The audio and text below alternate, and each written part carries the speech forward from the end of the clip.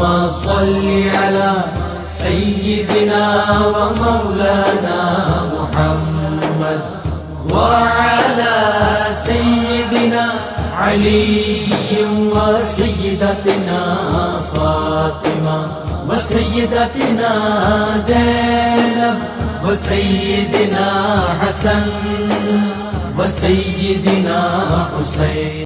اعوذ باللہ من الشیطان الرجیم. بسم اللہ الرحمن الرحیم. الحمد للہ رب العالمین والصلاة والسلام علی اشرف الانبیاء والمرسلین واہل بیتہ الطیبین الطاہرین المعصومین. اما بعد.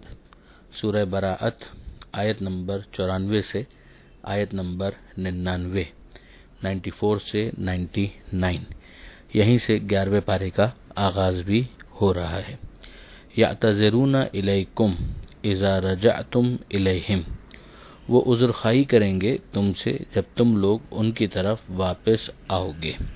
اب وہی غزوہ تبوک، اس کا کانٹیکسٹ آپ کے ذہن میں ہے کہ بہت سے افراد اپنے نفاق کو اس طریقے سے اپنے دلوں کے اندر بٹھا چکے تھے کہ ان کے لیے پیغمبر اکرم صلی اللہ علیہ وآلہ وسلم کے ساتھ جہاد کے لیے نکلنا گویا ایک بہت بڑا گھاٹا تھا، ایک بہت بڑا رسک تھا، آخرت ان کے پیش نظر نہیں تھی.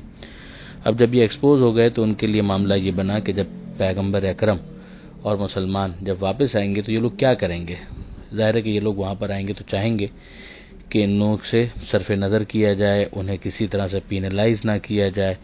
تو یہاں پر یہ پروردگار عالم فرماتا ہے کہ جب تم پلٹ کر واپس آؤ گے تو یہ تمہارے سامنے ایکسکیوزز بیان کریں گے.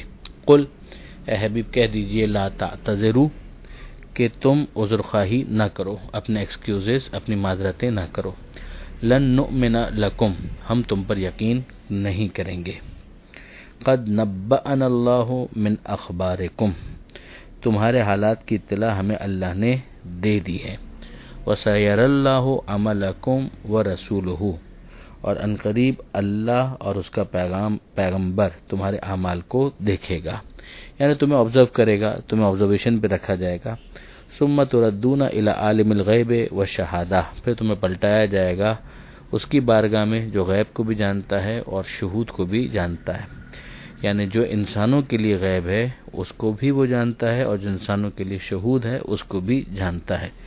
شہود جو انسانوں کے لیے آبزرویشنل رینج میں آ جاتا ہے، اور غیب جو انسان کی آبزرویشن سے خارج ہے، مشاہدات کی دنیا سے خارج ہے. فَيُنَبِّئُكُم بِمَا كُنتُمْ تَعْمَلُونَ، تو وہ تمہیں خبر دے گا اس کی جو تم اعمال انجام دیا کرتے تھے.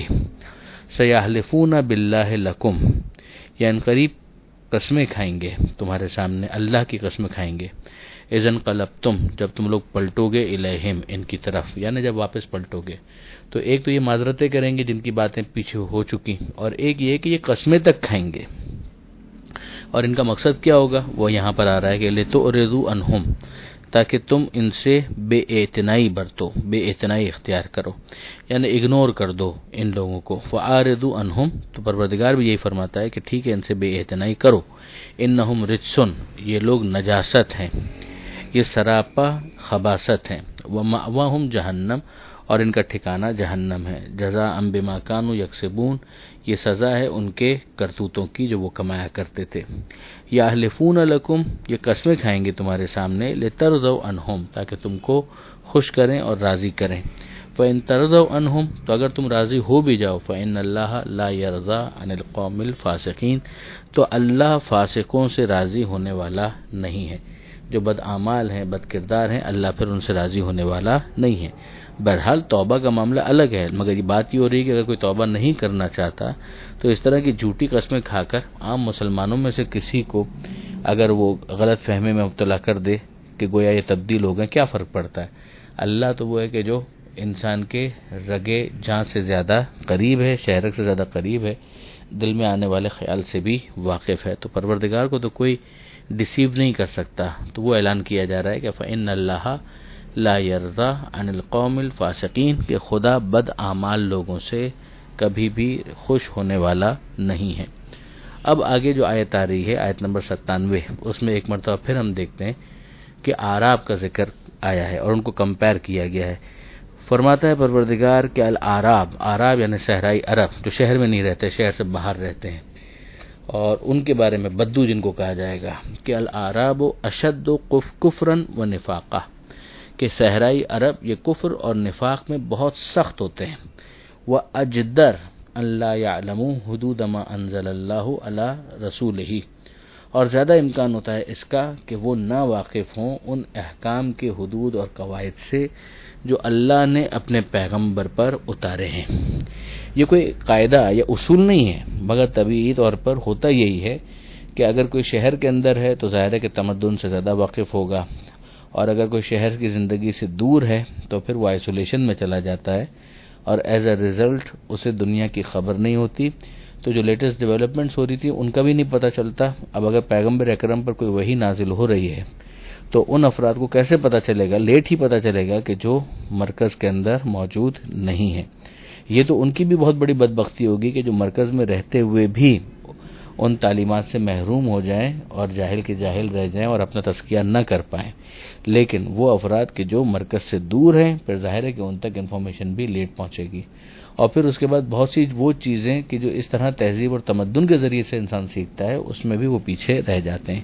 یہاں پروردگار عالم نے کفر اور نفاق کے حوالے سے سختی کی بات کی ہے کہ ان کے ہاں کفر بھی ہوتا ہے تو سخت ہوتا ہے، شدت ہوتی ہے، نفاق ہوتا ہے تو اس میں بھی شدت ہوتی ہے اور سختی ہوتی ہے، اور ان کے پاس علم بھی کم ہوتا ہے، وہ نہیں جان پاتے کہ اللہ نے کیا نازل کیا ہے اپنے رسول پر، اور اللہ علیم ہے اور اللہ حکیم ہے، واللہ علیم حکیم۔ پھر پروردگار عالم نے جو اگلی آیت ہے اس میں اعراب ہی کا ذکر کیا، بلکہ مستقل جو دو آیتیں آ رہی ہیں ان دونوں کے اندر پروردگار عالم نے اعراب ہی کا ذکر کیا اور یہ سمجھایا کہ اعراب میں بھی کچھ ایسے ہوتے ہیں کہ جو بد کرداری اور بدکاری کی طرف اور نفاق کی طرف جا رہے ہوتے ہیں، اور کچھ وہ ہوتے ہیں کہ جو ایمان میں ہوتے ہیں اور ایمان میں بھی پھر وہ بڑے سخت ہوتے ہیں۔ تو ذرا اس کو بھی دیکھیے، وَمِنَ الْأَعْرَابِ، اور صحرائی عربوں میں سے کچھ ایسے ہیں، مَن يَتَّخِذُ مَا يُنْفِقُ مَغْرَمًا، کہ جو خیر خیرات میں صرف کرتے ہیں اسے ایک بڑا گھاٹا سمجھتے ہیں کہ چلو یہ جیب سے گیا، اب اور دین کے نام پر دینا پڑے گا اور اسلام کے نام پر دینا پڑے گا، یہ دین اختیار کر کے تو ہم پھنس گئے۔ یعنی یہ وہ چیز اس لیے کہ وہ آخرت کو کنسیڈر نہیں کر رہے ہیں، وہ فقط نام کے مسلمان ہیں۔ وَيَتَرَبَّصُ بِكُمُ الدَّوَائِرَ، اور تمہارے بارے میں تمہارے لیے زمانے کی گردشوں کا راستہ دیکھتے ہیں، یعنی یہ مسلمانوں کے اوپر کوئی مشکل آئے، مصیبت آئے تو اس دین سے جان چھڑے، اس طرح کی جو اپروچ بن جاتی ہے، نعوذ باللہ من ذالک۔ علیہم دائرۃ السوء، پروردگار عالم فرماتا ہے انہی کو برے دن دیکھنا پڑیں، یعنی یہ ٹٹ فور ٹیٹ وہی انداز انہی کی طرف پلٹایا گیا ہے۔ واللہ سمیع علیم، اور اللہ سننے والا ہے اور جاننے والا ہے۔ اب اس کے بعد ایک سائملٹینیس کنٹراسٹ کہ اعراب میں صحرائی عربوں ہی کے اندر وَمِنَ الْأَعْرَابِ من، وہ بھی ہیں یؤمن باللہ والیوم الآخر، کہ جو ایمان لاتے ہیں اللہ پر اور آخرت کے دن پر، وَيَتَّخِذُ مَا يُنْفِقُ قُرُبَاتٍ عِندَ اللَّهِ، اور جو خرچ کرتے ہیں خیر خیرات کے لیے اسے اللہ کی قربت کا ذریعہ سمجھتے ہیں کہ اس کے ذریعے سے ہم اللہ سے قریب ہوں گے، جو عبادت کی روح اور اسپرٹ ہے کہ ہر عبادت انسان کرتا ہے قربتاً الی اللہ، قربتاً الی اللہ، وہ نماز ہو، روزہ ہو، زکوٰۃ ہو، خمس ہو، کچھ بھی ہو۔ وہ صلوات الرسول، تو وہ سمجھتے ہیں کہ اس کے ذریعے سے، ان خیر خیرات کے ذریعے سے، خرچہ کرنے سے ہمیں اللہ کی قربت حاصل ہوتی ہے، وہ صلوات الرسول، اور اللہ کے رسول کی دعائے خیر ہمیں حاصل ہوتی ہے۔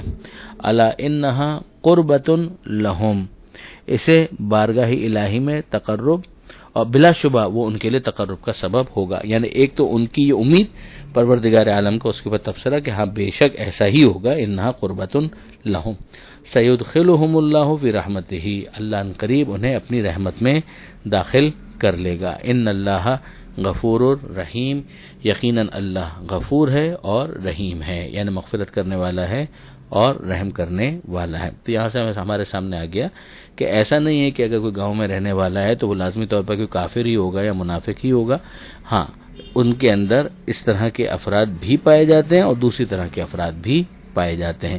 وہ چونکہ متمدن دنیا سے دور ہوتے ہیں لہذا ان کے لیے امکانات کم ہوتے ہیں کہ وہ دین کو اور دین کی باتوں کو یا سویلائزیشن کو سمجھ سکیں اور اسے اپنی زندگی کے اندر نافذ کر سکیں۔ پروردگار عالم سے دعا ہے قرآن مجید پڑھنے اور عمل کرنے کی توفیق عطا فرما، اور وارث قرآن امام زمانہ کے ظہور میں تعجیل فرما۔ وآخر دعوانا ان الحمد للہ رب العالمین والسلام علیکم ورحمۃ اللہ.